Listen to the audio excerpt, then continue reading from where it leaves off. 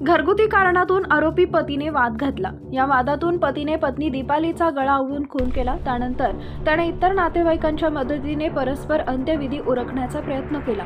दीपालीची अंत्ययात्रा जामनगरातून स्मशानभूमीत जाण्यासाठी निघाली। त्याचवेळी डायल 112 वर संशयास्पद मृत्यूची तक्रार देण्यात आली। त्यानंतर अवधूतवाडी पोलीस जामनगर नगरच्या दिशेने रवाना झाले। पोलिसांना बाजोरिया नगरात अंत्ययात्रा दिसताच थांबवून घरी परत घेतली। पोलिसांनी घटनास्थळाचा पंचनामा करून मृतदेह शासकीय रुग्णालयात शवविच्छेदनासाठी पाठवला। तसेच संशयित पतीला ताब्यात घेतला, त्याची कसून चौकशी केली, मात्र तो हृदयविकाराच्या झटक्याने पत्नीचा मृत्यू झाल्याचं सांगत होता। रात्री उशिरा शवविच्छेदन अहवाल आल्यानंतर दीपालीचा गळा आवळून खून झाल्याचं समोर आलं।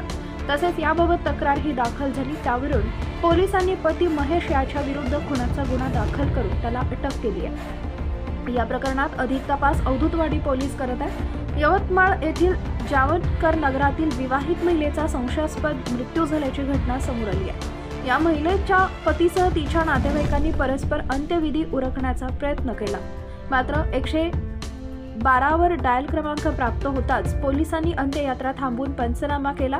विवाहित महिलेची गळा आवळून हत्या केल्याचं पोलीस तपासात निष्पन्न झालंय।